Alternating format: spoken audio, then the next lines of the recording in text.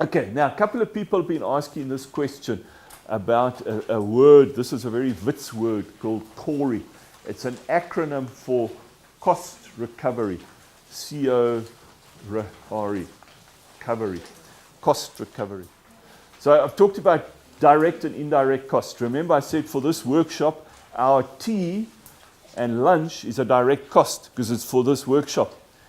But the lights and the security and the library are not direct costs because all workshops are going to benefit from that.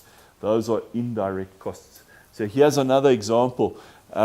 If you dig in a hole for a client, and there's Joe digging the hole, Joe's time and the shovel would be direct costs, because he's using it for that hole. But Joe's clothes, Joe's haircut, and the advert for the hole for the digging company would be indirect costs. They don't get assigned to a particular project. All the projects use them. So now every university will have what they call an indirect cost recovery rate.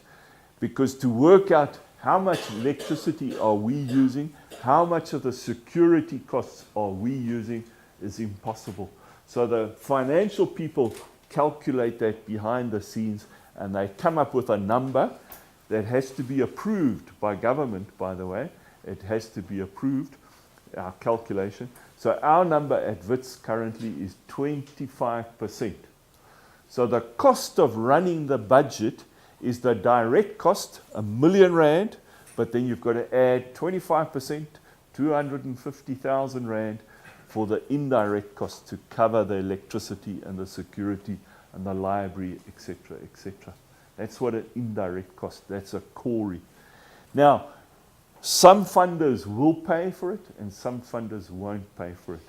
That's the reality. But don't try and, in a sense, give it up too soon, because it's a real cost that the university has to cover. And you know the pressure on budgets at the moment with fees, etc., etc. So the pressure on university budgets to keep those high quality education going is immense. And so the university budget's around about 13 million Rand total for CoE coming into the university. And for us to balance our budget, we need that money.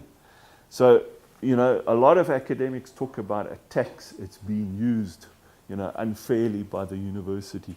It's not. It's trying to balance the budget to make us, sustainable. That's the reality. So always ask your funder, will you cover our 25% indirect costs? And if they say to you, where did you come up with that thumbsuck number? I can give you evidence, and it's approved by an external body of how that is really calculated. So it's not just a thumbsuck number, it's a real cost. I can give you that and you can show that to your funder. But they will say, no, look, I'm only prepared to cover 10%. Grab that 10%, because that helps the university to be sustainable. But the trick also is build in as many of the indirect costs that you can get away with as direct costs. So let's say there's a big project and I need some administration support.